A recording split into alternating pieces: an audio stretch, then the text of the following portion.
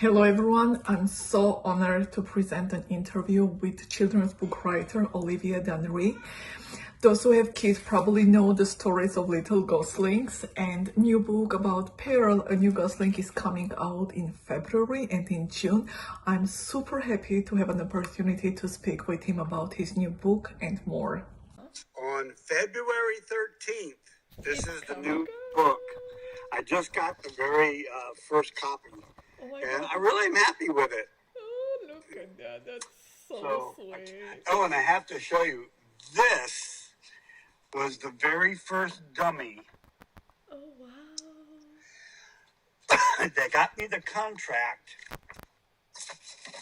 Look how bad the sketches are. Oh, wow. That's amazing. This got me the book contract for Gossie and Gertie.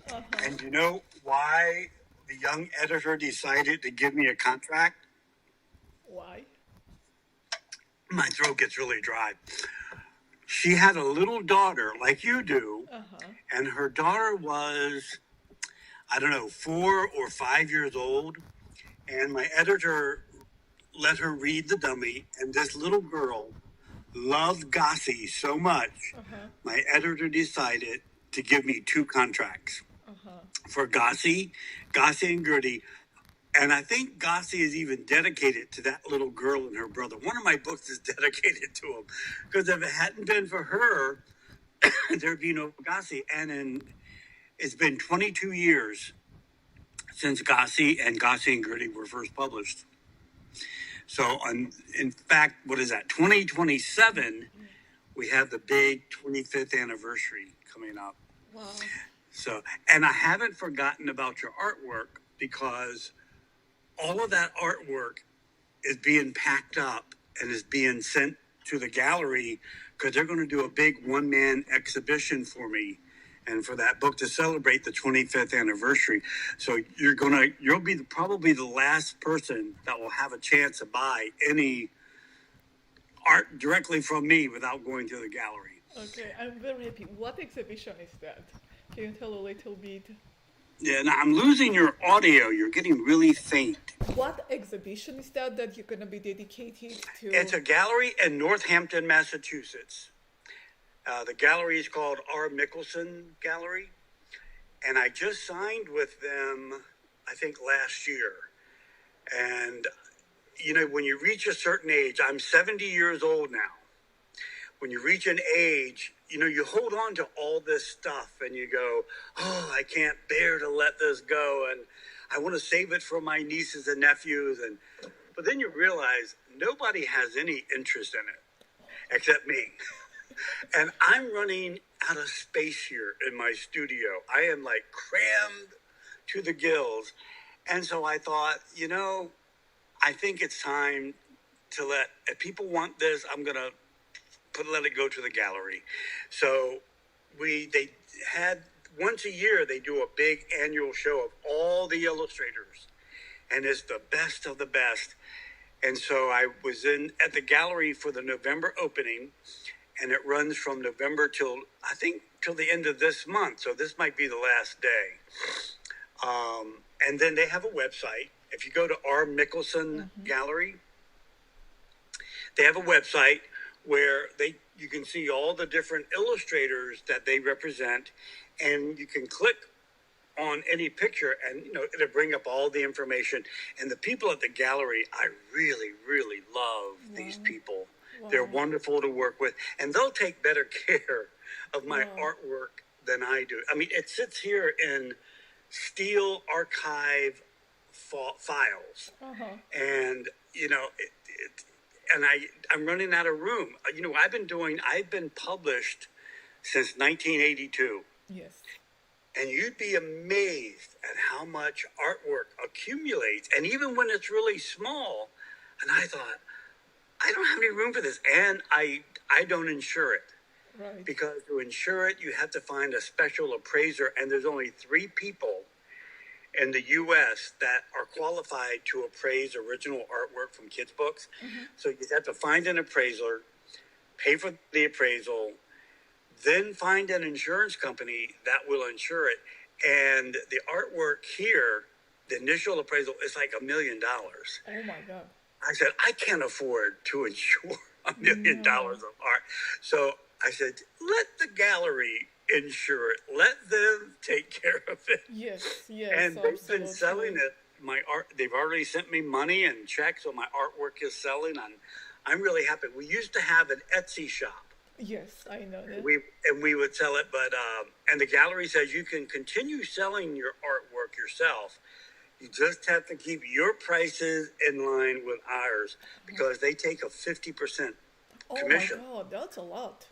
That is a lot. It's the most I've ever done. But they said for them to stay in business, and if you saw how beautifully they exhibit the work, they mat and frame it, it's worth it. And like I said, but also too, they charge more than what I would sell it for because I don't have to pay a commission. Exactly. But they're really good. I don't regret it. And like I said, it's time to let it go. These are my early books and all of that. And they have been dying to get their hands on the Gossie art. And then, have you ever heard of the Curlin collection out in Minnesota? No. There are, I think, Yale and the Curlin collection, Findlay University, the Matzah collection. They are a few of the places that, what's the word? They have collections of original artwork from kids' books. And some of them are teaching collections. Some of them are just your favorite. Well, the Curlin collection is going to get all of my papers. They want all the stuff like this. They want all my preliminary sketches, This is amazing. And in fact, Gossie's barn. Wow. My editor, this is. Oh my God, this is beautiful. Oh my God, look at that. And then there's the outside. Wow. And I love to play with this stuff. And then what I have in here. This is so beautiful. These are all the little farm animals. I think they're the goslings. Yeah. So I could actually send you JPEGs to show you what all this looks like. But before computers, before I got addicted to the internet, I used to be very creative. I used to make a lot of stuff, and I used to quit. And this is my Dutch publisher. Oh, yes, you saw that. Can you believe this? This is so beautiful. And I keep thinking, what am I going to do with this? So yeah, I have my youngest niece has a 2-year-old daughter now. And I said, if you'll take care of this stuff, she can have it, but let her play with it. Let her have fun with it, but just, take care of it. Don't trash it. Yes. But it's just time to let it all go. This is the book I'm working on right now. This is the last book I have to finish before I have fulfilled all my contracts. I've started making my dummies bigger. Are you doing everything by hand? Oh gosh, you are not using any application or what? Wow. No, I do. This is. So let's see. Wow, this is amazing. Look at that. So what I do is you draw everything by. Oh wow. I lay out all the pages, and then where the picture is going to go, when I know where the words are going to go, and then I just plug it in. And then I can mark off each, but this way too, when my book designer and my editor look at this, they can look at 8 pages at a time. So they can get a good sense of the flow of the book, how it's going to go. And if they have any, so when I finish all this, hang on a second, I'll show you Pearl. Okay.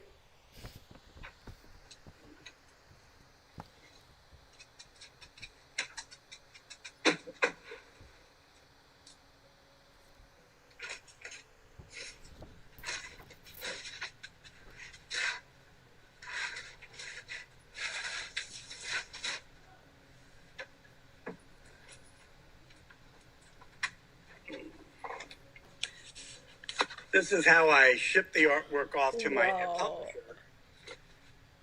But This is this so will show you amazing. what the dummy looks like when it's actually done. Oh gosh, this should come And out in June, right? this one comes out in June. June, right. So Wow, so I'm the first one to say this. you're the first one. Oh So this is how gosh. I work. Oh my god, I'm speechless. Wow, this is beautiful. I can't wait. And so it gives me a chance to write notes to my book designer. She can write notes back to me. And if they don't like something or they're not sure about something, and as I have ideas, I put all my ideas like, this is more from me. Oh my god, this is so But amazing. this is what This I is love this so little note amazing. from my book designer. She said, this was so helpful. Thank you. Oh my god, I love Because this. as I get older, it's really, I used to just do all the little tiny drawings, but now it's harder. Uh-huh. So when I did Pearl and Pearl's Lost Pearls, I do everything in little pieces. See if I can find some of the.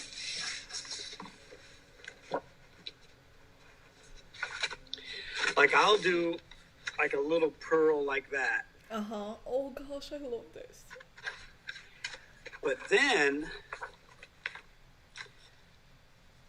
like this is what a piece of finished, this is how the finished art goes. Uh-huh.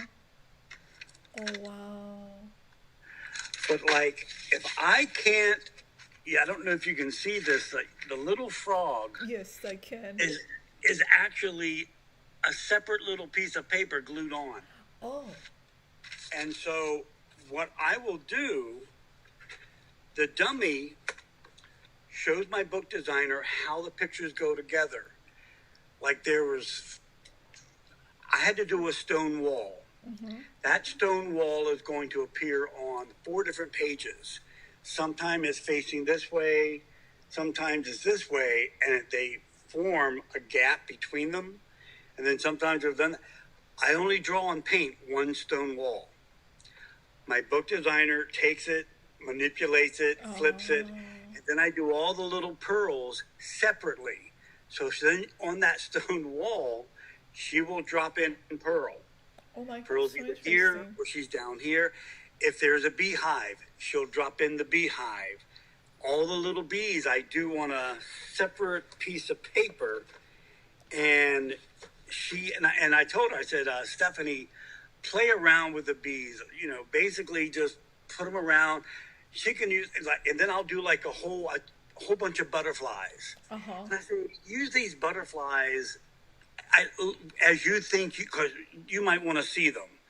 Because she went to RISD. She's a really good artist, illustrator herself. And she just had a baby last year. And so I like for her, we are a team. Uh-huh. She really takes all of my work and makes me look really good. Oh my god. But that's why she said these dummies are helpful, because she said it's like a scavenger hunt. Yes. But she's got to find all like mice, bees, butterflies, a snail. And then she's got to see where I want her to drop these in.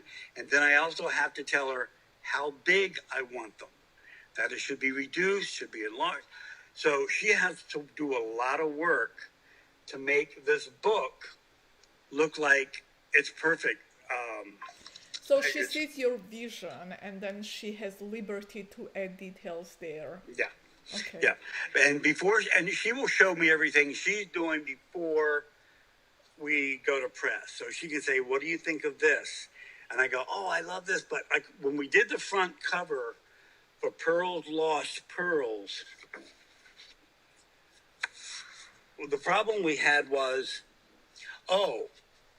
and then these are all my different ideas for what the cover might have looked like. Oh wow. And these were all rejected. So I keep them on here so that I know, okay, here was my first idea, here's my second, and then this is the idea that we went with. But like in this picture, I told her, I said, the little mouse is just a little bit too small. Make him bigger. Okay, so she can And do so that. that's how we will work, hand in hand. I'll give her everything she needs, but I know what I want the page to look like. And the interesting thing is, when I first conceived the idea of these books, I knew that there would be 13 Goslings. I knew that I wanted a small trim size, and I knew that I wanted a lot of white space. Mm-hmm. My early books that I did a lot of background, I did a lot of borders. It was very complicated art. And over the years, I just started saying, I don't need to show a sky. I don't need to show all this background. My books are going to be for very young kids, like your daughter, and I want them to focus on the character. Mm-hmm. So bit by bit. And then about 25 years ago, my artwork used to be very realistic. I used to draw like Leonardo da Vinci or Michelangelo. My art was very realistic. And I said, stylistically, I'm going to do a medieval technique. I will only ever show my characters in profile. You will never see them full face. Mm-hmm. And it's not that I can't draw them like that, but stylistically, I said, every time you see a man, a woman, a Gosling, they're going to be in profile. And then John pointed out, he said, for the first time ever, I did here one of it the is. He said, and nobody has commented yet. All the reviews have started coming in, but nobody has noticed for the first time. And why you decided to do that? Yeah. So that's how I work. I've always loved farm animals. I have a whole collection of farm animals since I was a little kid. I have it's all the old metal barn silo from the 1950s. When I was a kid, I've always loved farm animals. I've always been around animals. So, but I never thought Goslings would take over my life. They have a life with or without me. They're published in about 25 different countries now. Yes. And one of my favorite foreign publishers is my Dutch publisher. They're the ones who do all the stuffed toys, and they've done a whole series of animations. They do stuffed toys. In fact, when we decide on what piece of art you want, don't tell your daughter. I'm gonna send her. I have a special gift for her. You're so sweet.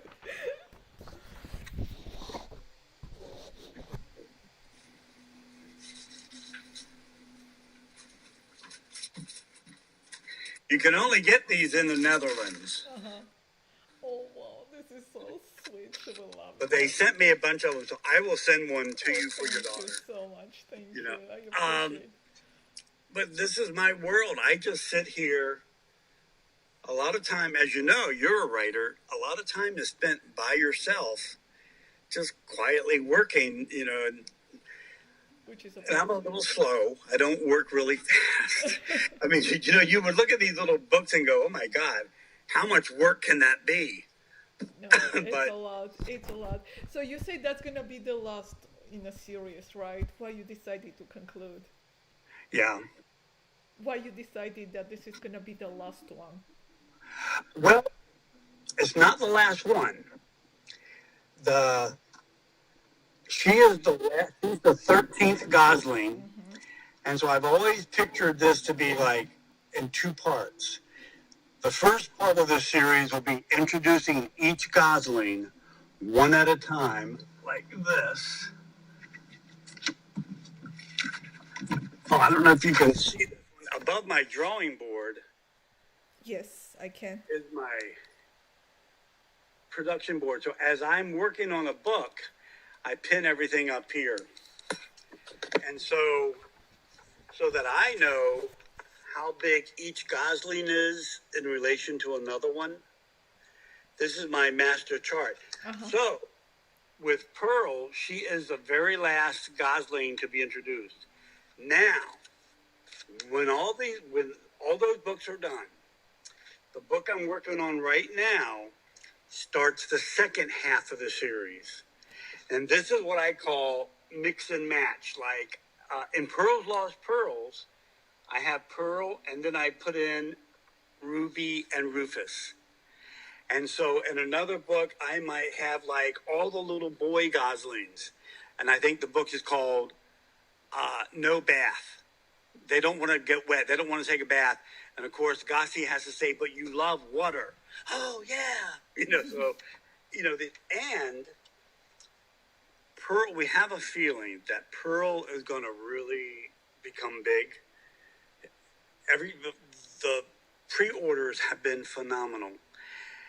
So, about 2 years ago, I conceived a spin-off series of books, and it's called Pearl's First Adventures. Mm-hmm.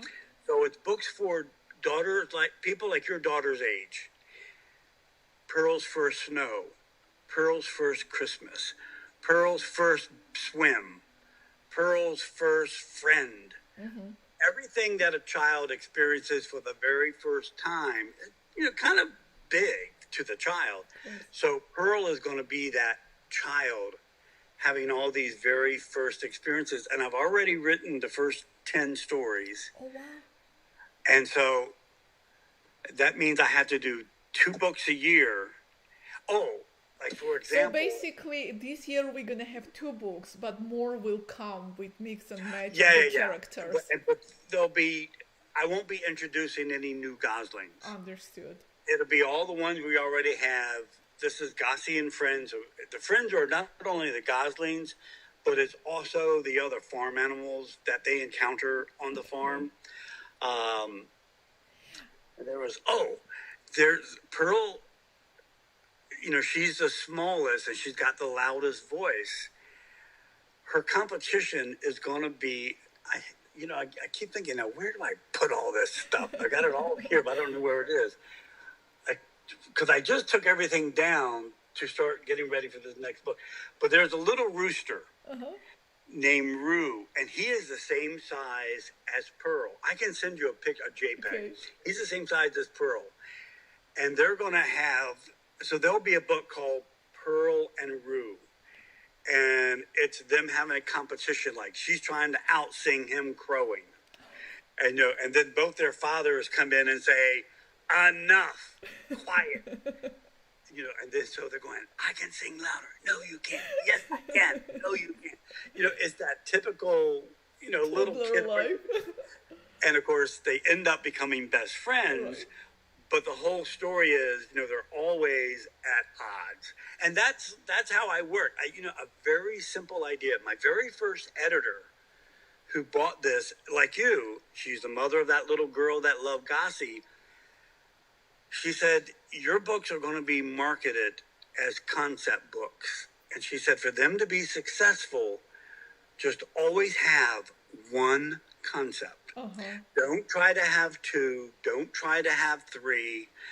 These are going to be books for very young kids. And she really kept me focused on one idea. So Pearl loves to sing. She loses her voice. She gets her voice back. It's a very simple concept. Pearl's First Adventures will be her, think about when your little daughter took her first bath. Water that a kid's experiencing for the first time. Yeah. So it's all of these things that I can imagine what a little gosling would feel like. And do you hear my little dog barking in the background? Yes. Here's something nobody knows. Very few people know. Yes. Each of these goslings is based on one of our dogs. Uh-huh. And my question was, because you wrote that in your blog, that they are from the dog's character, so little Pierre, which dog is that? You have a bunch of dogs, right, that you rescue? Yeah, she was, Pearl is our little scout. Oh. We just lost him a year ago. There's a little gosling named Boo Boo, and we had a little rescue Cocker Spaniel. Uh-huh. Her whole life was food. All she wanted was food. So that's why Boo Boo is always eating. She's like that little dog Boo Boo. Ruby and Rufus are our 2 springers, Molly and Gabe, that love to swim. They love to dive. So each of these goslings is based on one of our dogs. And how you decide what color of boots to dress them, how to name them, um, which color that tiny boots should be, how you decide everything. God, the What do you names think? just come to me. Uh-huh. Like Gossie just came to me, and I had these. Somebody gave me a little pair of miniature red boots because I love miniatures. I mean, like if you can see behind Yes. me, all my toys, all the figures from Frozen. Yes, I can. Can you see them? I Yes. can't tell. No, no, I can. And I was drawing a little gosling, and I decided to put the red boots on her. And I'm thinking, oh, here's a cute little gosling. Maybe I'll do a little Red Riding Hood with little Red Riding boots. And the name Gossie just came to me, like Gossie, Gosling. And then when her best friend had to have a G, I knew I wanted a G. It's a first name. So Gertie, Gemma, Gus. I usually go for those G sounds. But then you have Boo Boo. Petey, for example, the little guy that wears... Petey is a Scottish word. It means small. Oh, wow. So sometimes, and we had a little Chihuahua named Petey, and so that Petey is named for our little Chihuahua, and they just come to me. Like Jasper, when I did Jasper and Jupe, I wanted messy and tidy, and the tidy one just had to look like a little English schoolboy. And then the messy one just had to look like Pigpen from Peanuts. Do So you the have your name, favorite? do I have my favorite? I used to say no, I love them all, but Pearl has really become my favorite. She's me. I mean, a lot of my personality is in Pearl. And I don't know, I can do so much more with her. How you would And describe Pearl in one word? in one word, feisty. Oh, Diva. diva, Diva. right? That's my daughter. Yeah, diva. She is like the diva of the Goslings. She's That's loud and she amazing. wants all the attention.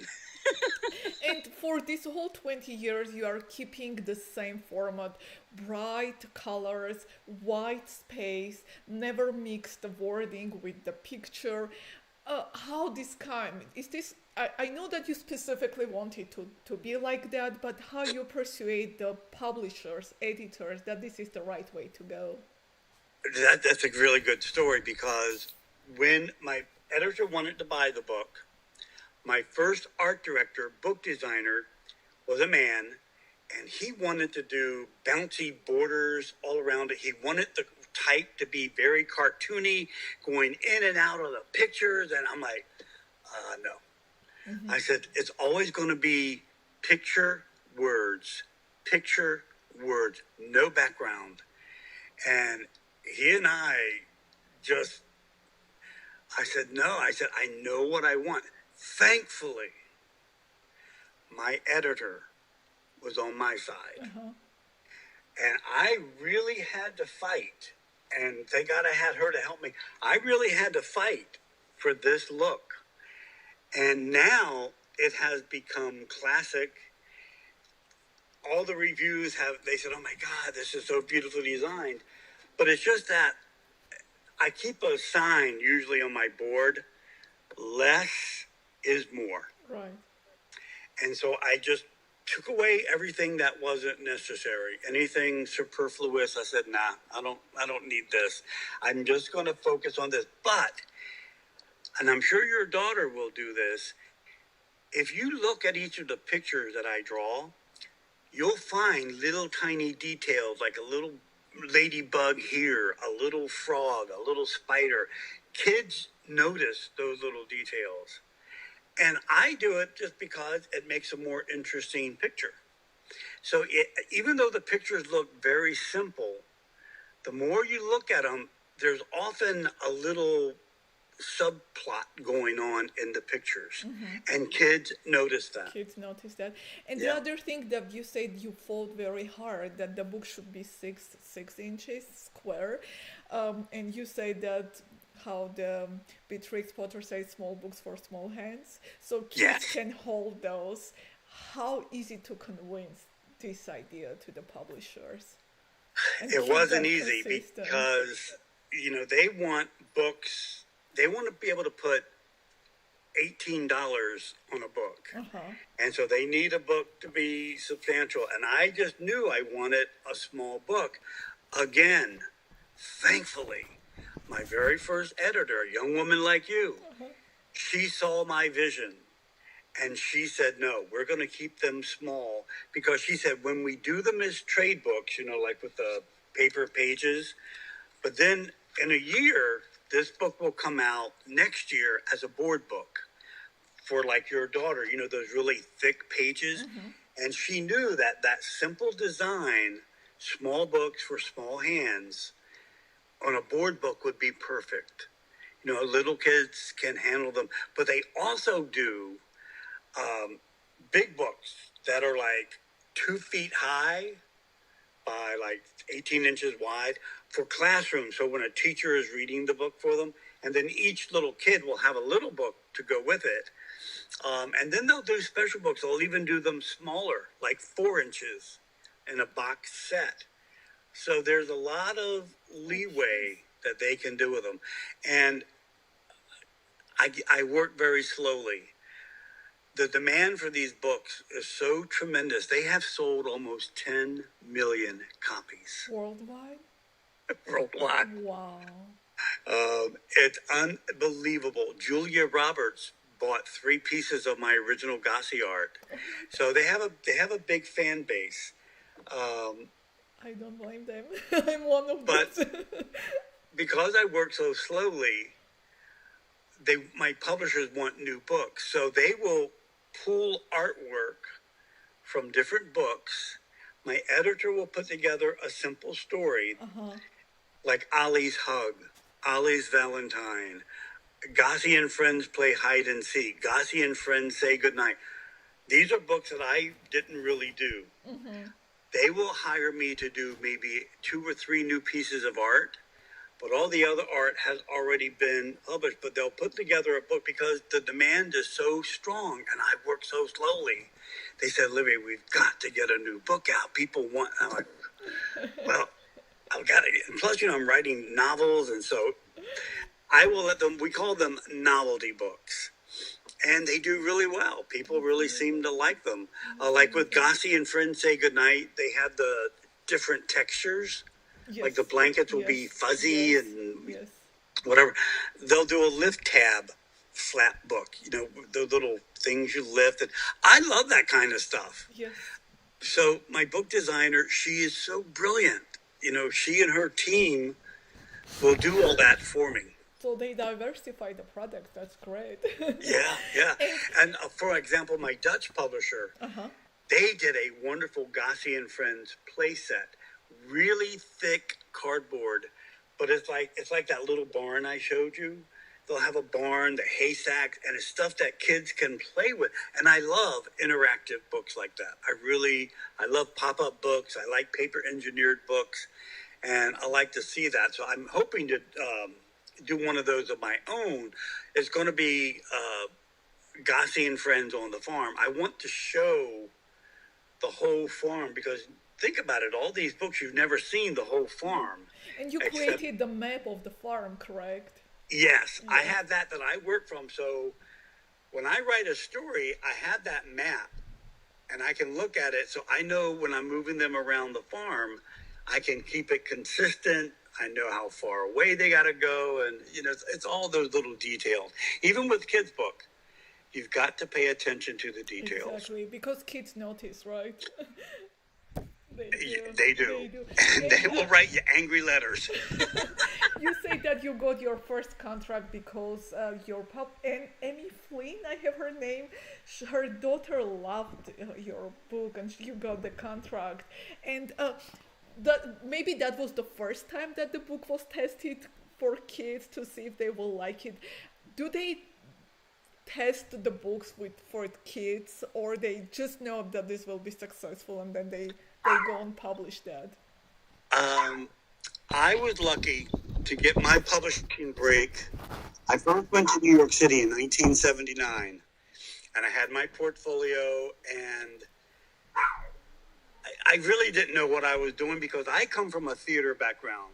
I was trained as an opera singer and a set and costume designer. Then I became an actor. I almost became a regular on Sesame Street. But I said, nah, I want to finish college. Sesame Street's not going to last. And now it's ironic that I've signed a contract with WGBH. They're going to produce the Gossie and Friends TV series. I said, isn't it funny? I turned down PBS, and now they're coming back, and they want to hire me. That's another whole story. So there is going to be a TV series. Okay. But when I first went to New York, I showed my work, and I think my personality has a big part of it. You know, I'm enthusiastic. I laugh a lot. I get really carried away, really excited. 4 publishers offered me 7 contracts before I ever had anything published. And I thought, oh, this is pretty normal. This must happen with everybody. Little did I know how unusual this was. And that was my break. And I have to be very honest. The first 20 years, my books did not sell. You know, when you get a book contract, you get an advance. And an advance is like going into debt to your publisher. Your books have to sell to earn out that advance. And once you earn it out, then you start making money. None of my first books ever earned out their advance. So I never made any money. And what got me through, Brady, Maddie, what got me through was, it's like having little kids, was I did a lot of school visits. I did a lot of speaking engagements. And that's what got me known. And those fees that I would tell people, I make more money talking about what I do than doing what I do. And it wasn't until the year 25 years ago, 2000, that suddenly something clicked. I almost won the Caldecott. It's snowing, Bear Noel. My book started selling. And then in 2002, when the first Gossie book came out, within 6 months, Hollywood came banging on my door, Columbia, Sony Pictures, Disney, Jim Henson. Everybody wanted to, they just love these little goslings. And honestly, I did the first 2 books in 2 weeks. I kind of work ambidextrous, so I tell people while I'm doing my serious painting, my beautiful artwork with my right hand, with my left hand, I said, I'll do these little goslings real quick, like not even paying attention. I just did them in 2 weeks, 66 pictures. And those little books have just taken off. And I had made up a little flyer that I sent to all my friends and relatives. I said, look, I really want these little books to do well. I have a feeling they will. If you buy one of these books now for $9.95, I'm sure a first edition, first printing, someday it's going to be worth a lot of money. And everybody said, nah, I'm not really interested in kids' book. I don't have kids. I said, but it's an investment in me. Nah, not interested. A first edition Gossie now sells for over $10,000. And they wouldn't spend $9.95. And I guess they are very regretful about that. Yeah, I said, you never know. Things can take off or not take off. And I don't know why. People, reviewers will say, Dunrea has his thumb on the pulse of a young child. I don't know any young children. I make pictures, for me, like, I just like drawing little pictures, and I work very small. And I work like an animator. So on all of these little drawings, I will put a piece of tissue paper, like tracing paper, and I will draw it exactly, then slightly move the head, redraw it, and then if you flip them, it's like a little animation. But that's amazing. It's like, how on earth you can so well know what kids like when you are not testing that on kids. It's like like a child is sitting next to you and telling what they want. Yeah. How You is know it what? possible? Most of my friends who write and illustrate children's books, none of us have children. None of us really know any children. How it goes? What's that? How is it possible? We're artists. We're writers. I really do books for me, and it's just that my humor appeals to kids. You know, in my mind, because most adults don't get my humor. They just go, "Oh my God, you're so weird," but kids get it. But most of us, we. I have another little sign on my board. When I have a blank piece of paper, it says, "Make magic happen." And it's just that I've got to start with a blank piece of paper,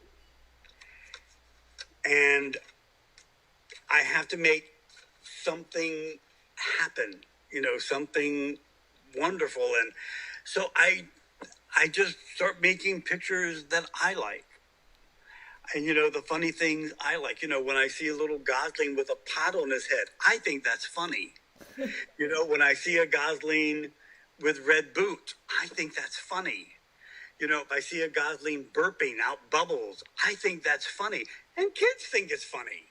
That's amazing. Most adults go, okay, kind of weird. But kids get me, but I don't always get them. And I never ask a child, well, what do you like? I don't really care. It's what do I like? So most of us make books for ourselves. And then we take the risk, like I said, to let my editor read this. And thankfully, her little kid loved it. She loves it. But she's also looking at it from a marketing point of view. Because let's face it, this, publishers, newspapers, they want to make money. And also a big part of the success of these little books is, I think the price has gone up. They don't even have the price on here. But these little books are, I think, when they first come out, are $9.95. They have stayed at $9.95 for almost 25 years. And think about it. When a parent goes, or a grandparent, or an aunt, or uncle goes into a bookstore, and you see a little book like this for $9.95, it's not so bad. And then you see another book for $17.95. You go, ooh, $9.95, $17.95. Which book do you, even though, for them, it's a practical price point. So my publishers price these little books at just the right market price. So even during the recession, even during inflation, people are going to buy stuff for kids. And if it's only $9.95, they're going to buy it. If it's $12.95, if it's $17.95, if it's $21.95 now, they're going to hesitate. Yeah. Ooh, do I really So want to it's a spend? right combination of all the factors. Great art, price is well, marketing is good, but I assume the great art is doing his job. And my job is to just is to do the pictures and the story. Exactly. My publisher's job is to figure out how to market it, how to price it, and I don't get involved in any of that. And when you're writing the story, do you have something in mind that you want to teach kids, or you just want to give them good time, nice pictures? What's I your don't aim? want to teach anything. You just want them to. When I read a review and somebody has said, "Oh, has such a good message about," I'm like, Really? okay. I didn't think of that when I did it, but in fact, the first review for Pearl just came out. And, I read the review in Kirkus, of all places, which is a really tough, and they see all this stuff that I'm like, wow, I didn't realize I had so much depth to me. I just did this little book. But, people are going to take away from a book what they want. And that is, I think, determines the success of a book. And what you want is just something that you do because you like, or there is something else behind that? It's just because I like it. I never get tired of Old Farm. You know, sometimes one of our puppies will do something like we have a terrace, and there was a big black bug. Our chihuahuas were fascinated. They were scared of it, but they as a little group, they're all following this little bug, and I thought, now that's funny. You know, so we took a video of our little dogs following this bug, and of course, you know, that's a perfect idea for a Gossie book. You know, and can't you see, like, okay, this bug, just picture a blank page, a black bug walking on the left side, moving across, and then you see a little gosling's head seeing the little bug. And then you see the little gosling following the little bug. And then you see another little gosling following the first gosling. Suddenly, what do you have? You've got a whole train of all these little goslings following this little bug. And that's a whole book right there. Then you just have to think of, okay, following it's fun. Kids will love that, you know, because you can show other things. But the hard part, how does the story end? Does the gosling eat the bug? Does the bug go down a hole and just disappear, and they're left there like, what happened? Or does the little bug just go off the page and you don't see what happens to it, and the goslings are just standing there like, what did we just do? That's what I mean, how a story happened. It's very simple. Something like watching my puppies following a bug. You know, and here on my drawing board, I will get bugs that pop up, and I love them.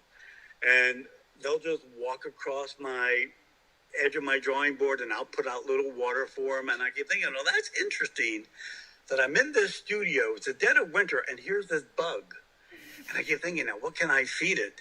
So it's paying attention to life, paying attention to what's going on around you. And that will often give me my ideas for my goslings.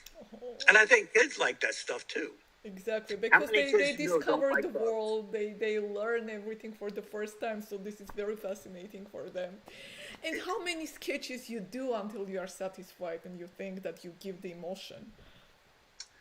Let me see, I just saw this.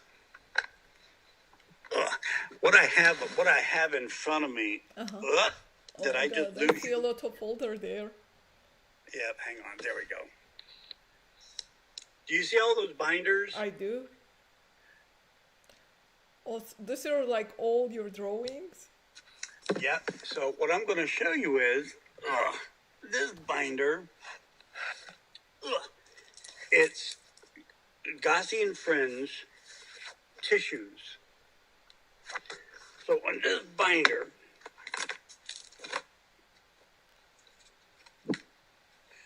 like, think about drawing an egg. If I can get this up here. I have to draw the perfect egg. Wow. And so in here, when I signed the TV contract, the producers and everybody said, so we saw there's a little mole. What's that mole's name? I don't know. Maud. Let's call her Maud. Maud the mole. Well, how are each one of the goslings related one to the other? So they are asking questions that is like, no, there. And then they say, where are the parents? Well, so what I actually had to do, they asked me to create the Bible. All of these binders are the Bible. I had to create an entire flock of geese and what each little gosling's parents would look like. Like with Boo Boo, you know, remember she's the little blue gosling? Yes. Oh, this is so pretty. Oh my God. So, oh my God. And so I had to create a whole flock. Then they said, and we need names for all those geese. I said, oh my God. So, but here's how I work. Can you see that little Yes. piece of paper? Yes, I do. Okay, you can see it better. Yes. And so what I do is, when I'm working, I will do hundreds of these. Hundreds. And can you see how I can see through the tissue? Yes. So I can. I'm trying to see. There we go. So I can, move Gossie's head, but I can always keep it the same. So that's why I say it's like working as an animator. So on these tissues, I will do the original drawings. Like this would be Gertie. I don't know if you can see her or not. Yes. Yes. And then my best friend is the photocopy machine.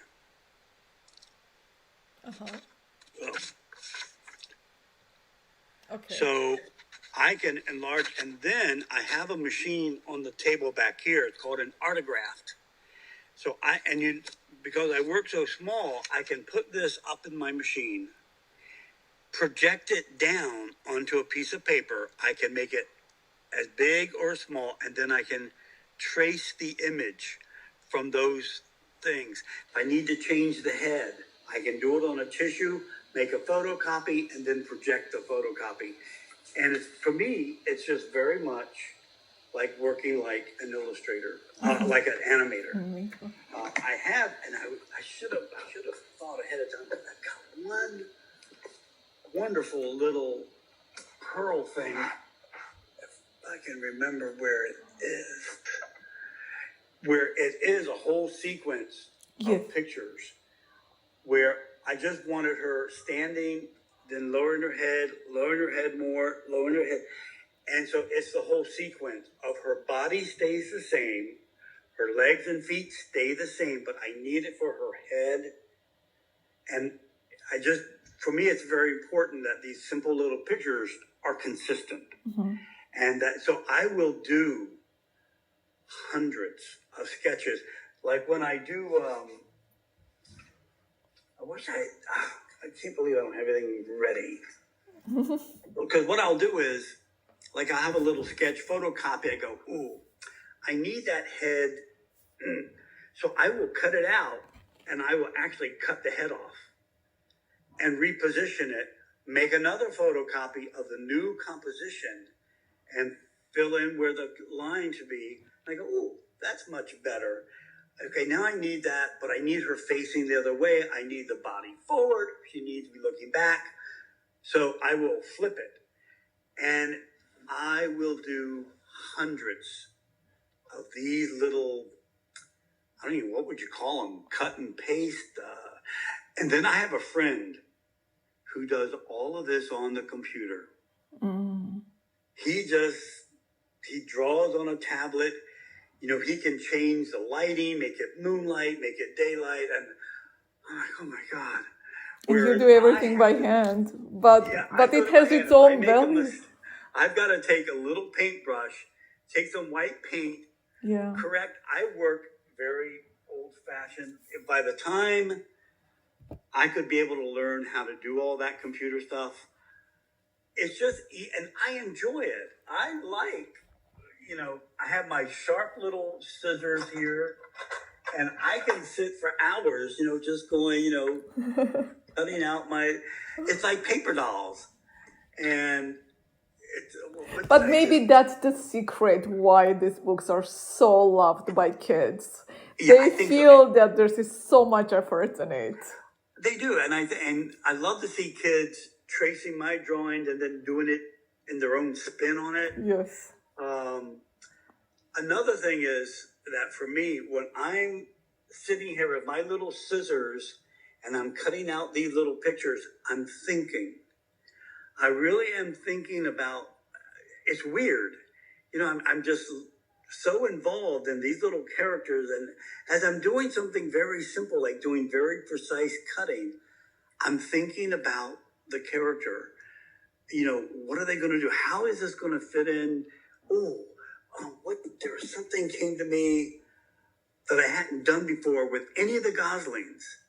I was working on Pearl, and, I said, oh, Meg, she's always standing, she's always sitting, she's always standing.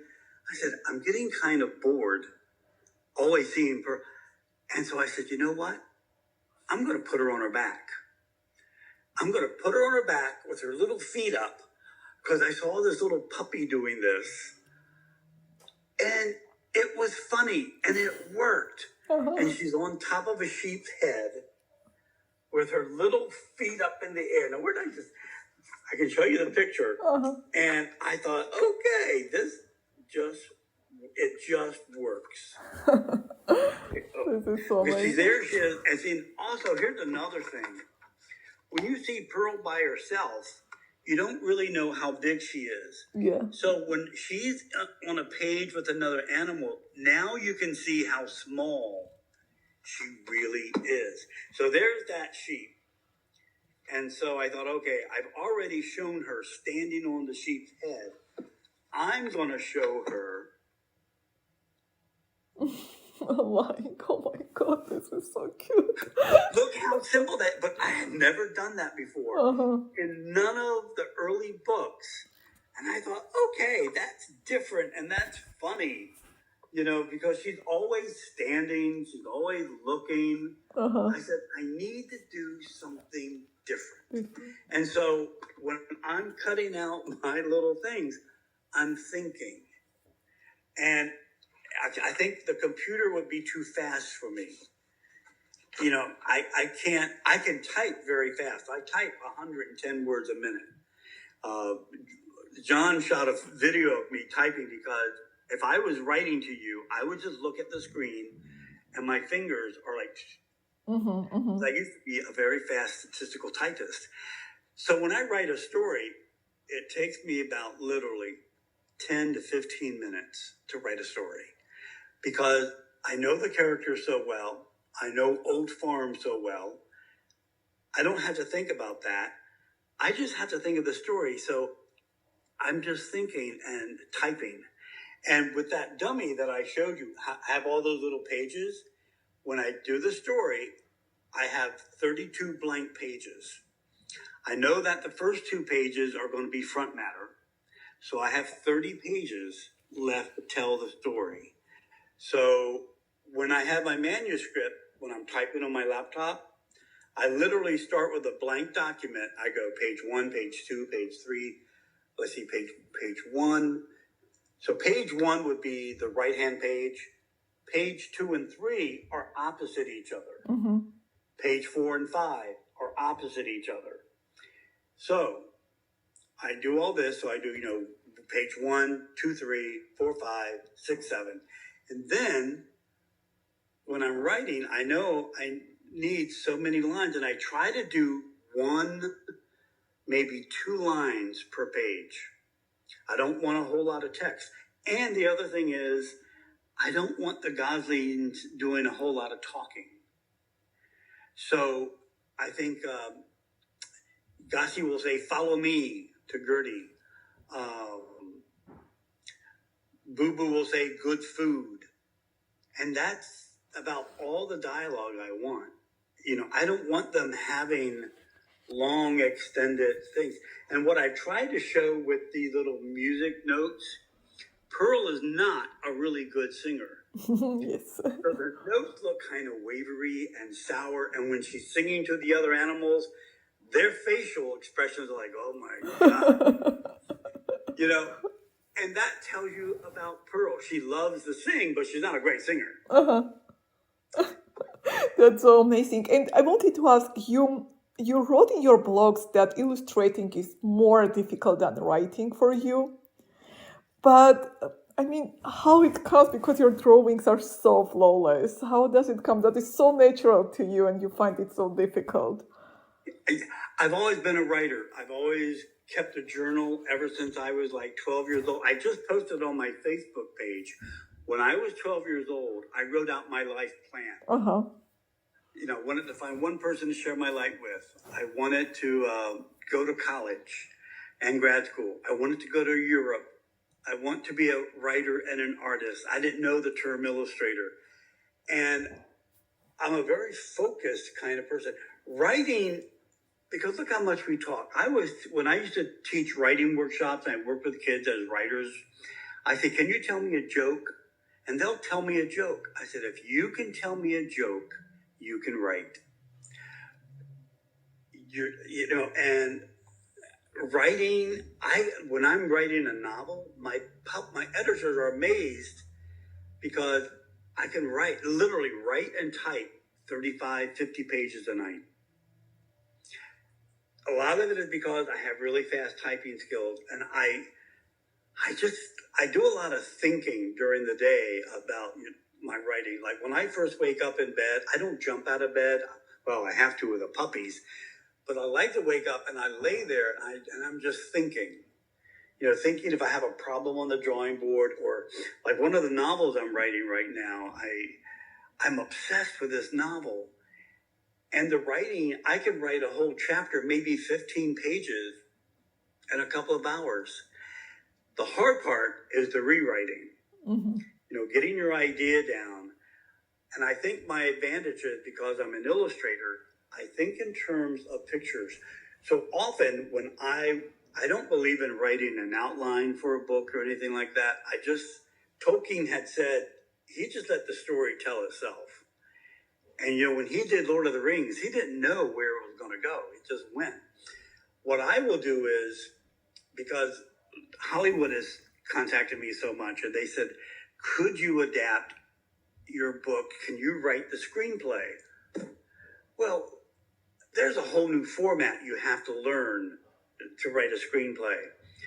But I did learn that I write little scenes, like just, it's a dark night.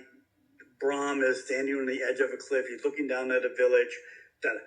Then I expand on those and I link the scenes, and then it suddenly just becomes like a whole chapter. And it's just writing little Hollywood scenes in my head. And then it's a matter of just fleshing out the details. So the little scenes are like guideposts. And the same thing with these little books. I know that with the Gossie books and with Pearl, there is a formula. I know that every book, if you look at every single book I've done, the first page says, this is Gossie. This is Petey. This is Pearl. Okay, that's going to happen every single book. The little kids are going to learn that pattern. Then I'm going to say, okay, who is this gosling? This is Gossie. Gossie is a small yellow gosling who loves to wear red boots. So in 2 little sentences, I've told a kid everything they need to know about Gossie. Now Gossie can, with those red boots, she can go off and have happen to her whatever's going to happen. What are you going to do on a farm? You're going to walk up hills, down hills. You're going to go. I mean, it's very much like what's going to happen in a child's day. They're not going to work. They're not going to do big, huge mathematical, scientific problems. They're going to do very simple things. The goslings are going to do very simple things. But if you've never saw these things before, and especially saw a gosling doing it, it's exciting. It's different. It's new. And I think that's the success. So that combined with the books are small, the price point is reasonable, that people can afford them. I really think that's a lot of the success of these little books. But I don't think of all that when I'm writing. I've got this blank piece of paper and I have to make magic happen. Yes. Because if you think all that beforehand, then you will be trapped thinking how this will work, how this will do with this. So you give you that freedom. No. And in fact, once I do the dummy, I go right into doing finished art really quickly. I have another friend. She spends years doing the dummy, doing the sketches. Everything is very finished. But these are only her rough sketches, but they're very finished. And then by the time she does the finished art, she's like, oh my God, I'm so sick of this book, because she's already thought of everything. I don't. Like when I was working on Pearl Was it Pearl or was it Pearl's Lost Pearls? It must be Pearl's Lost Pearls. I don't have that. I wanted to do something different. Now, goslings love rain, but Pearl is different. And she's in the rain. She loves to wear her pearls in the rain. But instead of being in the rain, I thought, her being a little diva, she's going to be under an umbrella. Mm-hmm. Now, I have to decide. Is it going to be a little gosling-sized umbrella? How is a little gosling going to hold an umbrella? It's not practical. So I want to keep her small. I want it to be a human-sized umbrella. Pearl works so well because she's this little black gosling against all this white. So I didn't want to just do a black umbrella. So I did a black and white striped umbrella. I did a yellow handle and, just did a little end of it. And she's sitting under this umbrella. Then I thought, this book is about goslings. Even though it's a human umbrella, what would be attractive to a gosling? The handle has to be a little red goose head. Oh. So instead of just doing an ordinary handle, it's a little handle that is a little red goose head. Something very simple. My editor said, "Oh my God, this is perfect." I said, "I know." I mean, it just, and that idea came because I was sitting cutting out my little, yes, you are giving paper, time to that. Thought, why not? Exactly. So it's little things like that. It's the beauty in the details. Exactly. And you were speaking a lot that Hollywood approaches you, several film companies came to your door. So what's happening? When we can see the movie and them as a stars? I upset a lot of people because I'm a control freak. I said no. Oh, you said no? Disney came 3 times, and I said, I do not want my characters to be turned into Disney characters. I do not want, and they said, we'll give you, the contract I signed with WGBH is a $40 million contract. Wow. My publisher is that's how much it's going to cost them to produce my TV series. My publisher wants this to happen so badly, they're putting up 20 million of that 40 million. So suddenly, this shows you, okay, these are cute, fun little books.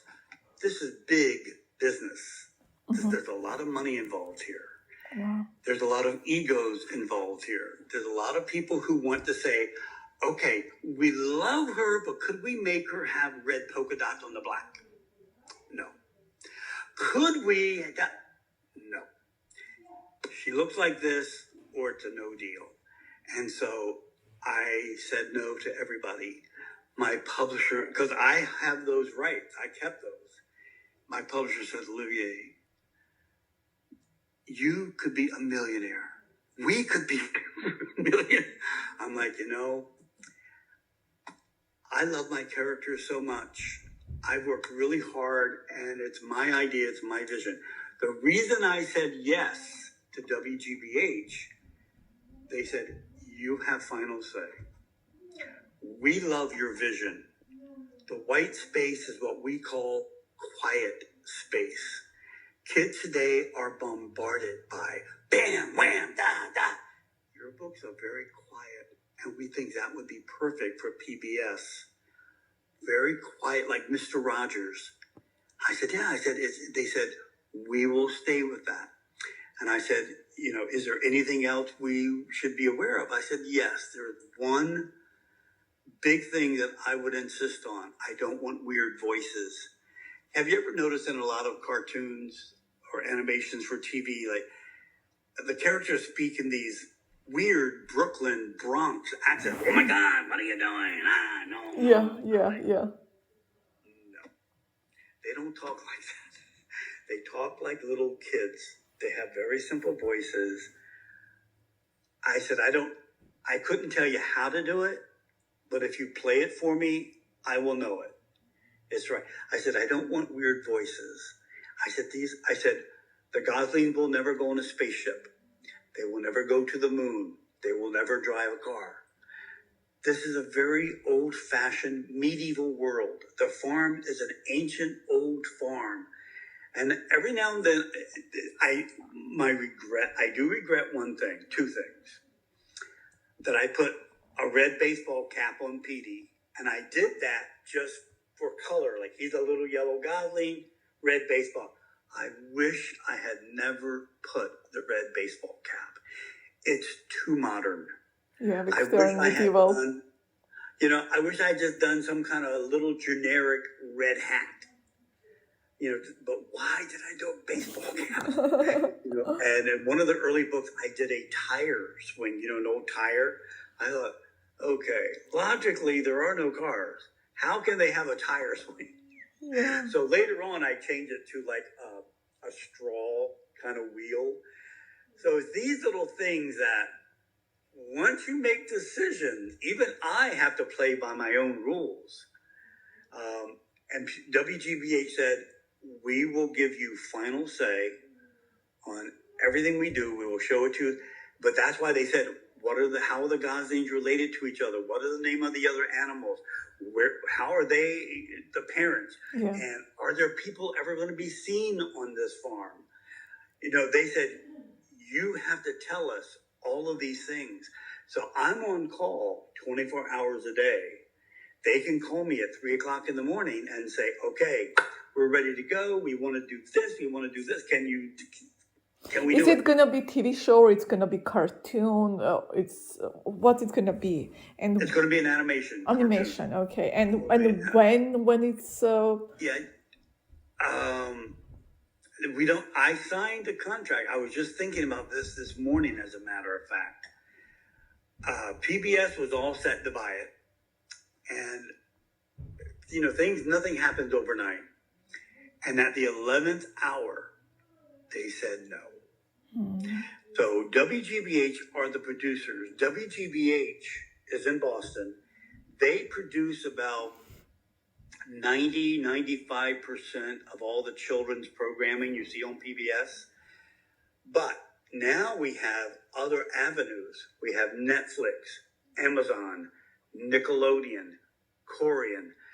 So WGBH are the producers. I have given them the right to place my animation series wherever they can. I can send you have to send me your email address. I will send you some. My Dutch publisher did these simple little animations, one for each book. They did everything right. They did everything. Like here, for example, here's something they did that I never thought about. Like when Gossie is just walking along, they've got the little Gosling head movement. I didn't think about that, because I'm just thinking of this. And, have you ever been around little baby chickens or little baby Goslings? Yeah, of course. Little ducks. The little, what I call meeping sound, like me. Yeah. In their animation, they have the Gosling. Somebody is always making those little chipping sounds, meeping. I said, oh my God. That's perfect. This is perfect. I would never have thought of it. The little head movements, the little meep. I said, that's brilliant. And they just do very simple animation. I'll send you some of the animation. They'll be in Dutch. Please. You'll see how brilliant the animation is. Now, in conclusion to that whole thing, they have Emmy award-winning writers working on my series, Emmy award-winning directors, producers. And I said to them when I met them, I said, your writers are wonderful. We've all met. I love them. I said, but they don't know my world as well as I do. Why don't I give you the storylines for what the Goslings might do and let your writers flesh out the stories? So I wrote 125 storylines. Oh, gosh. I wrote 125 episodes for their TV series that their animator or that their writers can now get. Oh, this is great. So we can take this and we can do this. Okay. So you And have a full say in the whole creative process. That's amazing. exactly. Yeah. And they're keeping me very much involved, which is what I love. And I love WGBH. I love PBS. And I like it that I have final say. If they wanted to do something, I said, Yes, they will go with that. they have to honor my wishes. Same way with my publishers. If they try to do something, I go, Yes. Oh, no, absolutely. I don't really like that. I'll give you another example. Okay. My Dutch publisher, I love, and they love me, and we get along really great. They're now working on Pearl because they want to bring Pearl out at the same time it comes out in this country. I have a lot of Dutch friends, and I love to do research on Google, and I looked up the word, what would pearl be in Dutch? The word pearl in Dutch is parel. Oh, almost the same. Parel. And I thought, okay. So I did the Google translator. I said, so what would Pearl's lost pearl be in Dutch? And it came out, it said it would be parels, and they do the apostrophe S in Dutch the same way we do in English. It would be parels verloren parels. Oh, wow. That sounds really good. Oh, I love this. And my Dutch publisher had come back and they said, we want to name her. What did they want to name her? Oh my God. Oh, Polly. Oh, no. They said, Polly. And I said, all I can think of is Polly want a cracker, Pollyanna. I said, Polly is such a 19th century. And I sat on it for a day and I thought, I love my Dutch publisher so much. I'm just going to trust them, but I really am not happy with Polly. So I wrote my editor a long email saying, I feel very uncomfortable about this. I don't really like it. And I know that, and I said, there's also a word for pearl called perla, Perla. And I thought they would either go with peril or perla. It could be Perla's lost pearls. And they said that in Holland, Perla is a big coffee brand. Oh gosh, no. They said the Dutch people would be so confused that why are you naming this Gosling after a coffee? Oh my God. So I said, well, I'm going to check with my Dutch friend at the university, and he is a language specialist. And he said, you're right. He said it would seem very odd to us to see perils, verloren perils. And well, it's the same way in English. I said, Pearl is not a common name. People just don't name their kids Pearl. It's an old-fashioned name. And I said, so my Dutch publisher gave me a list of 4 names that they said, would you consider these? Pippa, Pia, Puck.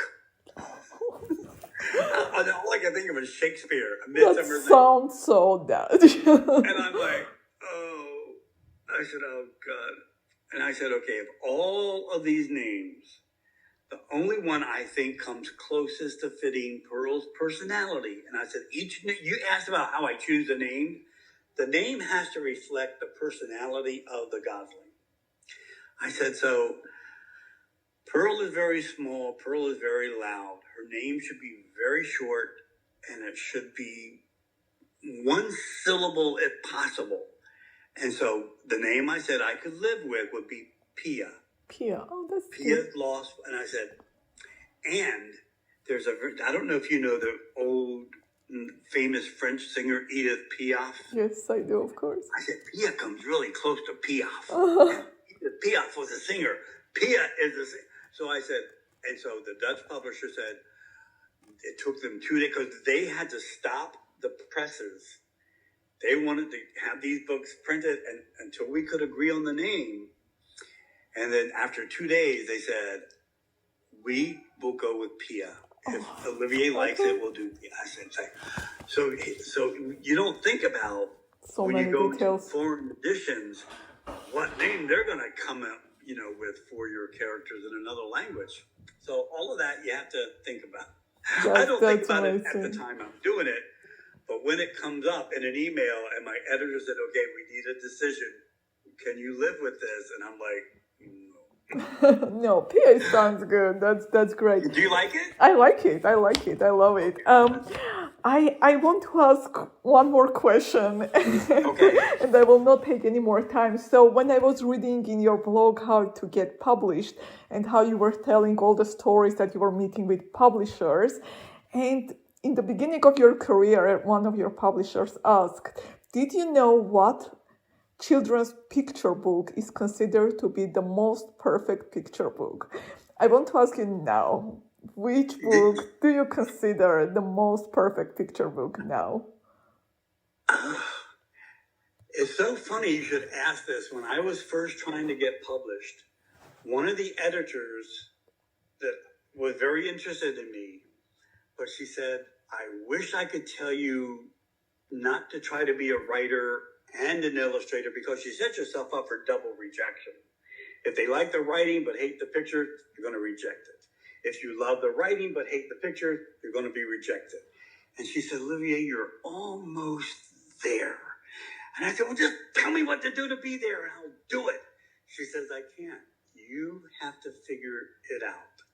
And she said, "But I'll tell you this. Do you know what picture book is considered the most perfect picture book for children?" And of course, I'm like, "Oh my God, I have my favorite." You know what picture book they think is the most perfect? Not I think it, but what I know that they think Good Night Moon, but what you are thinking? Yeah, they said Good Night Moon. One of my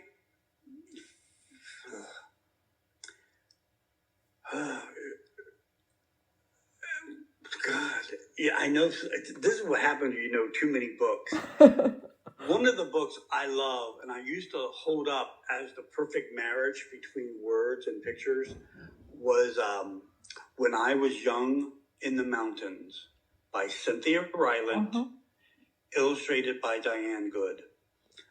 It's a very gentle story, and Diane did these beautiful, soft colored pencil illustrations.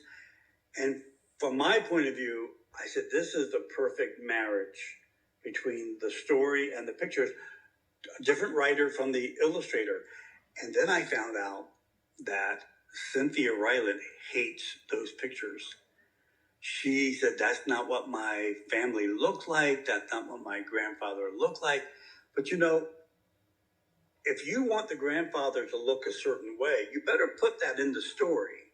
Because when the illustrator goes to illustrate it, whose grandfather do you think they're going to draw? Their own. And if their grandfather is short and bald, and the writer's grandfather is tall and white-haired, which grandfather do you think the illustrator is going to show? Her own. So a writer, you're at the mercy of an illustrator. But if you've done your job as a writer and given all the details, then the illustrator will see your vision. But to me, I just thought that book, for some reason, it's the way it's designed, it's balanced, and I just think those pictures work so beautifully with that story. That to me is the perfect picture book. Amazing. Now I need to buy that book and read. You know what? When I first got into the business, I used to live in Philadelphia, so I would be at Borders, Barnes & Noble. I would be in bookstores all the time. I would have been rich if I hadn't bought so many books. I just gave my nieces, who now are having little kids, I think I gave them over 8,000 children's books. 8,000? 8,000. If you look behind me in this studio, This studio has every room in this house is floor-to-ceiling bookcases. Oh my God. And in our bed, I love books, and I thought, I need to know who's doing what books are being published, and I looked at it as an investment in my career. And these are beautiful first editions, but 45 years later, I don't look at those books anymore. And they're beautiful children's books, and it's a sin that they're not being read by a child. So, and I want my nieces, I want their children to be readers, so I boxed them all up. I said, That's very nice. That's very nice of with you. them. These are first editions. A lot of them are autographed. Wow. You can sell them on eBay, and you can probably pay for these kids' college education. Oh my God, they are very lucky to have you. Yeah, so, but, I love children's books. I think some of the best artwork is being done in kids' books. This show that I'm in at R. Mickelson Gallery, the other illustrator, I should have been an agent. I love talent so much, and I look at other people's original artwork, and I'm amazed. I don't know how they do it. You know, and I keep thinking, they do such elaborate, beautiful books, and I do these simple little books, and I'm agonizing, and they're like, I just do it. I go work a little bit every day. I'm like, oh my God, how do you do this? That's amazing. I bet they are thinking the same about you. Thank you so much for your time.